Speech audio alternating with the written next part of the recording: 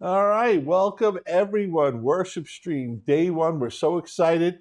This is I believe, our third worship stream, third time, third year. Worship stream TV. Basically, this is a show focused on video technology for live streaming and live production of houses of worship for their services or what have you. We're super excited. Today's show features Vizrt. I got my man Jeremy on the show. Hey, Jeremy.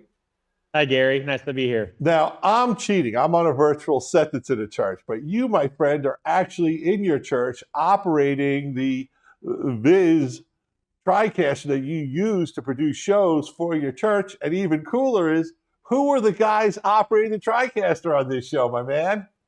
Well, so if we cut to camera 2, you will see. There we are. There they All are. right. So yeah, there's two of my boys. There's Harrison and Dixon. Cool. Thanks, guys. I think what's so important here, we're going to talk about it a lot, is that one of the great ways to get the youth engaged in your house of worship is to let them be a part of the production for your house of worship, because it gives them something sticky to let them stick into. We're going to get to that a little more on the show, but I think it's so cool that you're doing that. Now, Jeremy, tell us a little about yourself and what you do with Vizrt before we jump into the show. All right, that's fine. Dixon, can you go to preset 3 for me, please? All right. Wait for the camera to come back. There we go. Yeah, we apologize. Right. The camera they're working with has been their camera for a while. It's a little on the fritz, and they're going to figure out what it is. But this is our opportunity to shoot the show today, so we have to deal with the camera we have. This is welcome to the world of live. Yes, exactly. So my name is Jeremy Morris. I am with Vizrt, formerly at NewTek, and formerly previous life I was in the dealer world for a long, long time. But I got my start on a video toaster in high school, so my career has come full circle to utilize the technology that I learned and broke my teeth in the industry on to get into here on the production side, and then also do it for an actual career. So it's been a true blessing not only to do it for a regular career, but then also on the volunteer side here at Pinecrest Church in Fayetteville, Georgia. Very, very cool. We love having you on the show, so thank you very much. We're going to wait for the PowerPoint to pop up. There it is. All right, there's a little bit of a close-up, nice profile picture of my man Jeremy. All right, so our agenda, why add live production to your house of worship? And then we're going to go into NDI 6 and what's new. But I think the biggest thing that's changed over the past few years, and correct me if I'm wrong and stop me anytime, is that live streaming of houses of worship was starting to take hold in the late 2010s. Then COVID hits, and all of a sudden people can't, you're not allowed to go to church, you're not allowed to do this stuff. Well, that wasn't right. The show must go on, as they say. So we were able to set up houses of worship to be able to stream and to stream video for those people at home. Now, some houses of worship just got a single camera, a PTZ camera.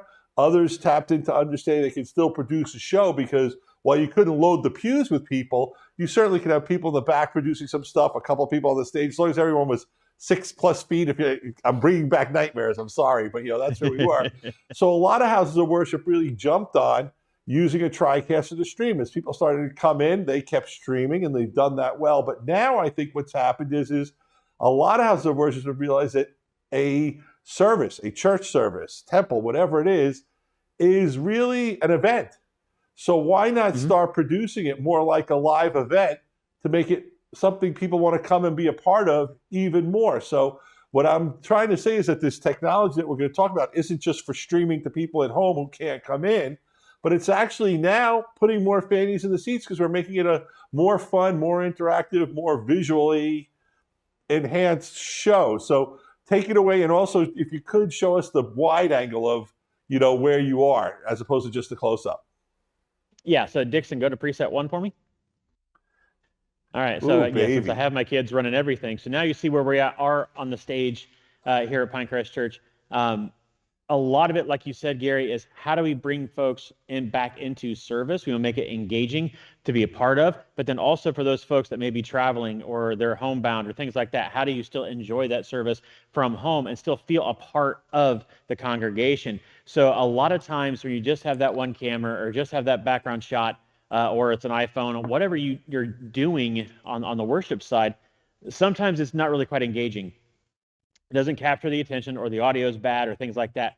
So how do you deal with that to where the people that are viewing it, even for later, say that you missed it, or you were in nursery that day, or you're somewhere else and couldn't actually be in the physical sanctuary for the service, you still want to go back and watch what you had missed. Well, in the old days, you used to burn them on CDs and listen to them and things like that. We did that long, long time ago at a previous church that I was in Maryland. But now we're doing this on the video side, where we're providing that content from what happened in the service, not only live, but then also post when you're dealing with YouTube or Facebook or wherever it's going after here. So that's something we can take advantage of. Oh, go ahead. No, so I was going to say, so the actual video production has become part of the service. We're not videotaping and streaming the service, but it's actually become a part of the service. Where video elements, I see your stage, you've got a band in your, you've got the big monitors at top so people can watch from the back. And I'm going to guess that you'll put up lyrics to hymns and stuff up there. So talk a little bit about just all that goes into a video production in the house of worship now, because it's so much more than just hit the button and stream to the folks at home. Right. You're dealing with camera angles. You're dealing with close-ups. If we're doing a baptismal, you actually want to see what's going on from that service. So you need different camera angles of who's being baptized and things like that, where normally where they're placed around the sanctuary, it may not get the best shot, but we can find ways that they can get close up and see what's going on. Yeah. And I think it increases participation. That's what I think is the most important thing. And if we can bring up the PowerPoint again, guys. Cool. You're mixing multiple cameras. You're bringing in lyrics and inspiration. You're encouraging your community at home to interact with you. Certainly, you can have live chats and social media encouraging active participation of our members. But I think the real thing about it is you're turning it from just a service into an event. And I don't want to say that this isn't to distract from the prayer and what's going on, but it's just to make it more of a community event for the people there and the people at home to join together and be a part of something that's bigger than just watching a service. Right, exactly. And Dixon, if you would clear off the two elements, please. Thank you. So you see what's going on the live stage itself. When you have a camera that's shooting at the back of this, from the back of the sanctuary or whatever, being able to see those screens on camera is very, very difficult, because now you kind of lose focus, or the words are too small. Those screens are designed to provide content for the people in the seats. So people at home can't really see what's going on. So we're adding products, not just with Flowix, with the lower thirds, or a lot of churches are already dealing with ProPresenter. ProPresenter has the NDI output.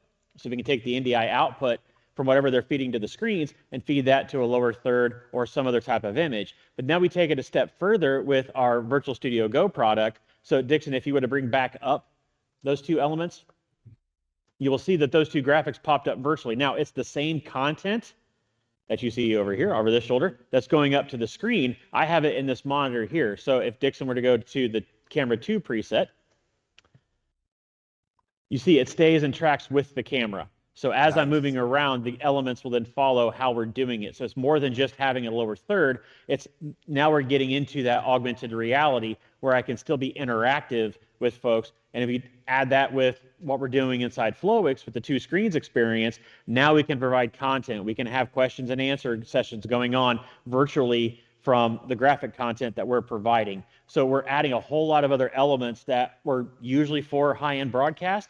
We found a way to get it into the house of worship market, and a lot of people are taking advantage of it. So it's not designed to make it a show, a full-on production. We want to be engaging. That's the true aspect of why we're doing all this fancy footwork with graphics. It's the engagement aspect. It's making it feel like they're a part of the service. They're not just watching something from afar. Now, I think we should explain a little bit, because I think most of the people in video technology with house of worship understand what the one that brings in the ProPresenter is. ProPresenter is, I think, probably the industry standard for bringing in, lyrics and things, to put on the screen. But Flowix is actually a graphic engine that brings in graphics. So why don't we bring up our ProPresenter graphic? We can show people what we're talking about. Boom. There is a great example of a Flowix graphic coming up. But now when you want to bring across the lyrics to go along with the song as you're going, that's really where ProPresenter shines. And we're going to talk about ProPresenter a little bit more in the NDI section, correct? Yeah. But for now, let's talk about something I think is very important, especially for House of Worship, where video can help you grow your congregation, and most importantly, connect with the next generation, right? Because a lot of times, and this has been going on since our grandparents and our great-grandparents, it always seems like the next generation is tougher and tougher to bring to worship, bring to church, get involved. So we wanted to bring these points across that we think are so important, and why using video technology like a TriCaster can really allow you to reach that next generation in your congregation. So, social media sharing, number one. Talk about some of the social media stuff that you guys do over there during your services.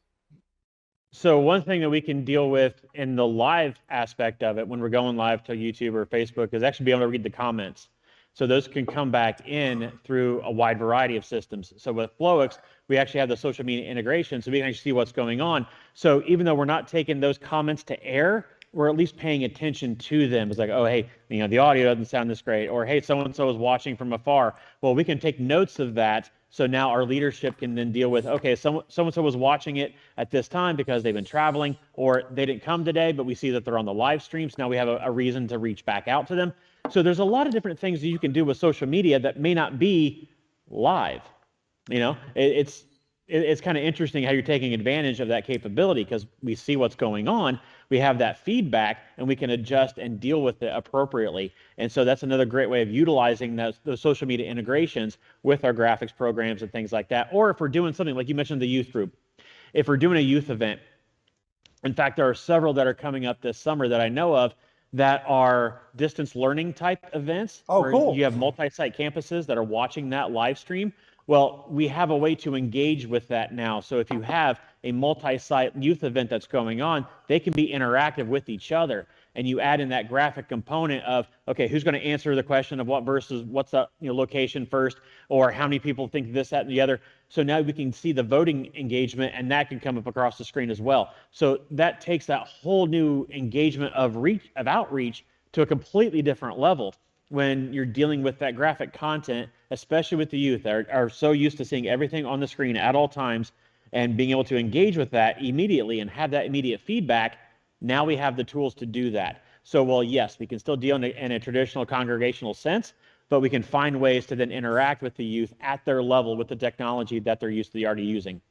Yeah, and one of the things I think it's important is we're not suggesting opening up social media into your service stream and having Joe anyone enter anything they want at all. We're talking about Right. using it where it can be curated stuff. So your point is great. Exactly. Hey, the audio sounds chippy, or this camera, the audio dropped out on, Jeremy, not the preacher, or what have you. But also, if you do get comments that are great comments, you can bring them into the show through Flowix so that people can feel that they're participating. But that's completely curated and moderated. And also, there's an expression, meet them where they are. And the kids are on their phones. Mm-hmm. And this is a great way to do it. And love the idea of that. But there's another aspect that we touched on earlier on the show when we cut to camera 2, if you'll recall. And that is I love the idea of using the youth in your church as part of the video production team.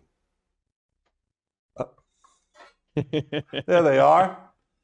So these are our youth volunteers who are running the show on the TriCaster. Obviously, Jeremy, being your kids, they got a little more training than most people do. But you don't just have to be the TriCaster. Someone could be just doing the graphics. Someone else could be making sure that the audio is mixed right. Someone else could be setting up the cameras and checking the camera angles. There's a lot of different ways to involve the youth in that house of worship service and video production. So I think it's great that your kids are doing it. Kudos to them. And I also love what you talked about with the youth group, because we can also use, if I have 2 churches that have these, a TriCaster in each one, you can actually have a completely interactive event where you're talking to and sharing ideas and doing stuff with each other. So I absolutely think you've done a great job on that. And then I want to kick it to something else. There's an expression, follow the money. And the truth of the matter is to have these houses of worship and to have TriCasters in there and bands and all this other stuff, and to do the mission of whatever the missionary work is that the church is doing, and building a new wing or getting a new pews, it takes money. And we have definitely found that houses of worship that tap into video technology get a better stream of incoming money when they ask for it. So you want to talk about that a little bit in a nice way, but I think it's worth talking about. No, that's very important, and also how to pitch this, to your leadership when you're talking about in a house worship environment. It's like, hey, we have to move to this modern technology, and here's the reasons why.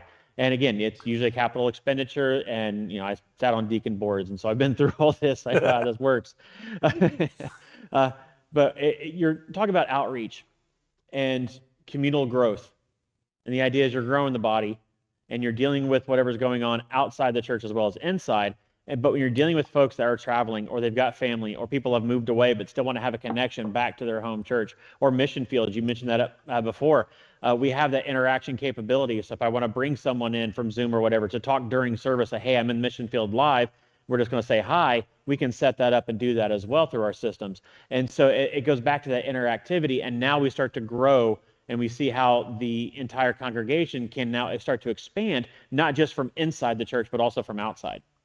And then, the other thing is with all these videos, you get an archive of every service, which, as you said, in the old days, you'd buy a DVD. Now people just click on the church's website or YouTube, wherever you're publishing, to be able to see it. But those rich archives, what I love about them is you could create highlight films that could be used if, say, you're honoring a member of the congregation, or say you're having a drive for a specific mission of something you're working on, or you want to talk about how successful the last fundraiser was so that people see what's going on, to give a second one. So the video is such a great tool to use as part of that in different ways.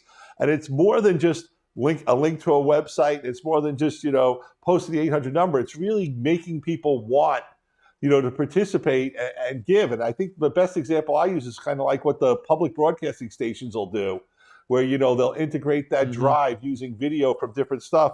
And I just love the idea of doing that. But there's another aspect that I want to bring up in this show, and it's one of the themes I'm doing for Worship Stream TV this year, and that is a large percentage of houses of worship, regardless of what the religion is, have an event catering space where, they are doing the weddings, the bar mitzvahs, they're doing communions, they're doing graduations, they're doing events where they're honoring people who did something wonderful with the church, or a community member, or maybe someone's 100 years old and we want to have a birthday party because congregants don't always reach 100 every day. So you have this big party, and now you can stream it and produce it better. So I want to talk about that, because it's more than just being able to stream it to the folks at home.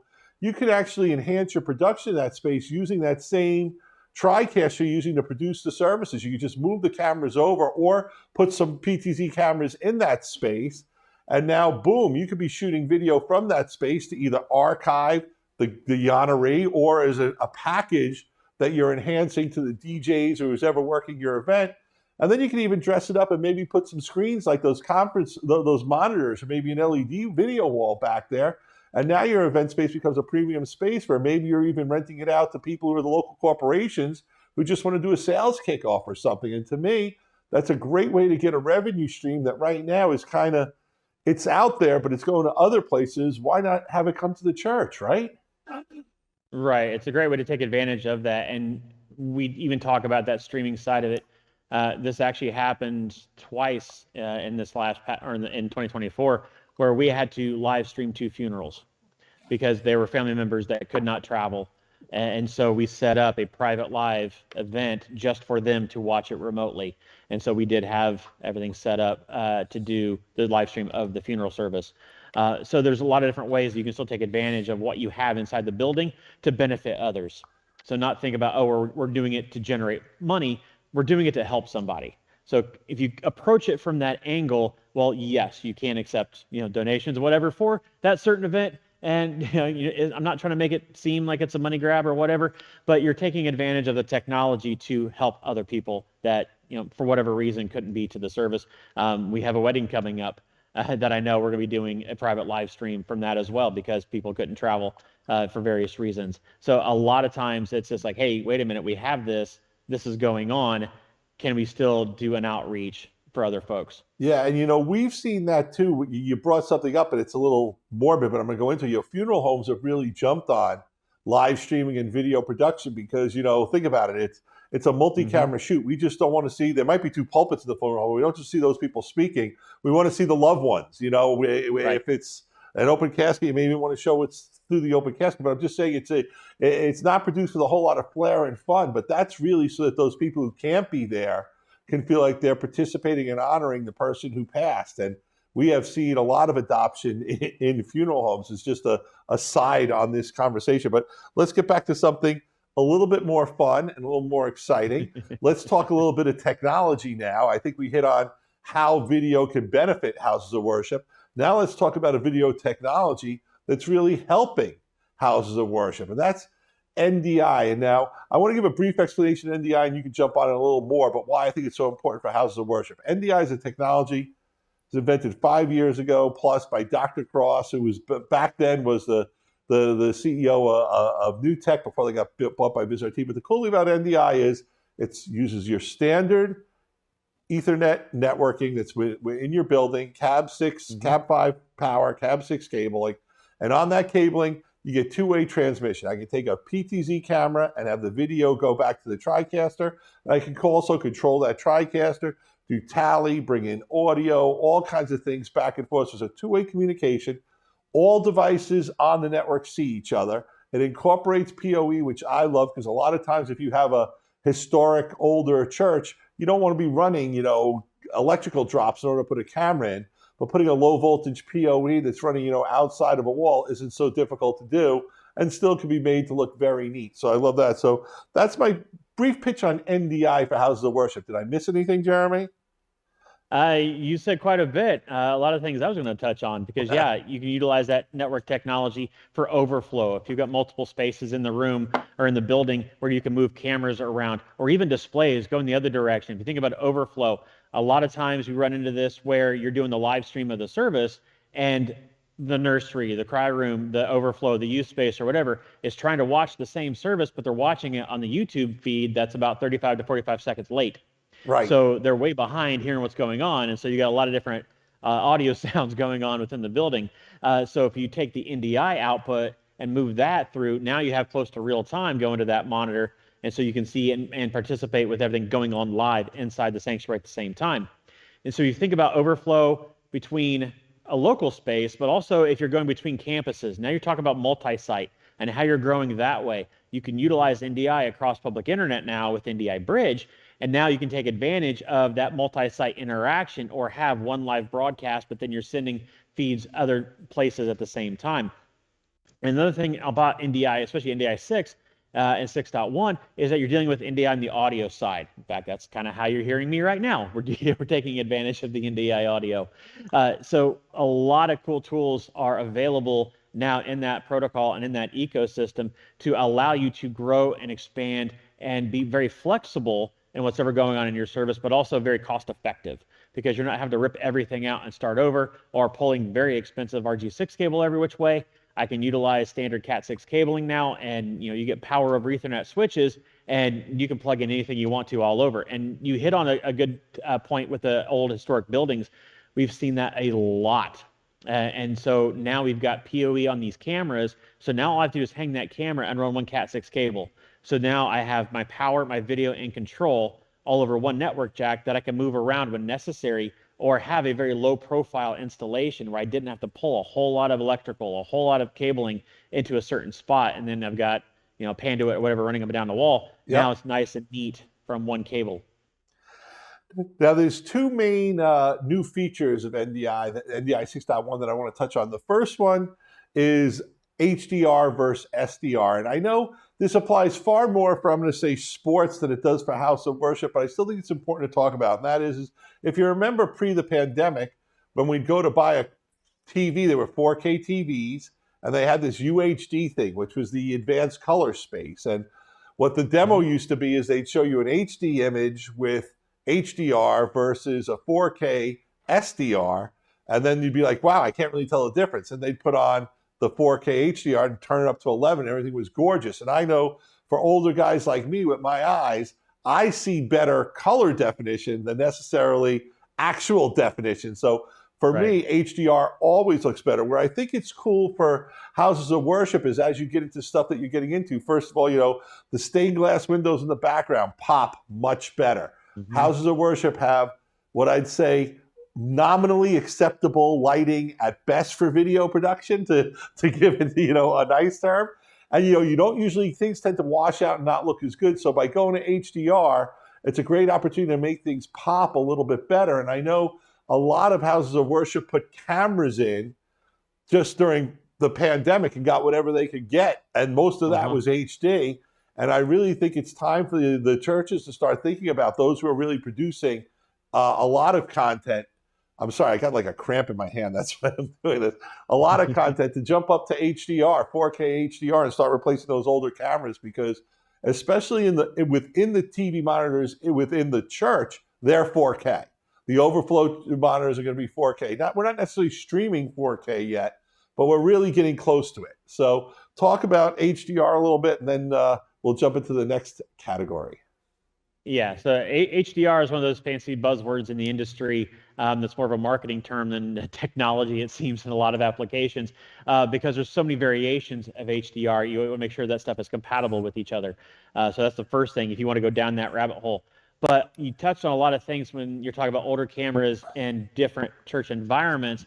And our building, we've got glass windows on either side. And then we've got hanging lights coming down from the ceiling. So not a very great lighting scenario for broadcast. And we're doing the best that we can. We're getting there. We're adding stuff here and there as we go. But when you talk about old historic churches or cathedrals or other types of very modern Gothic and other types of environments where the architecture is very beautiful, you want to make sure your cameras can accept all of that and show that off. And it's not just a flat, gross image with an older camera that can't find definition, that can't do color separation. So that goes back to that engagement is, hey, I'm doing a much better signal quality to start. So when it gets to that end user, they're like, oh, wow, that church looks gorgeous. I'm going to go and see it firsthand. So by having a better piece of glass to start with on the camera side, then you have a much better result on the backside.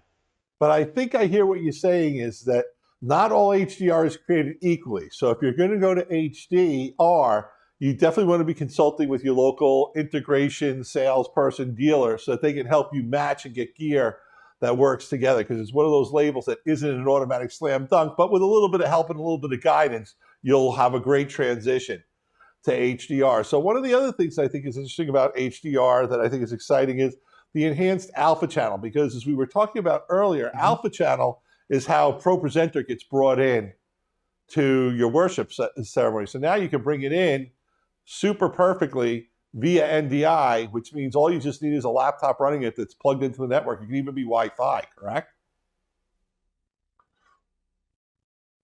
Oh, did we lose you, Jeremy?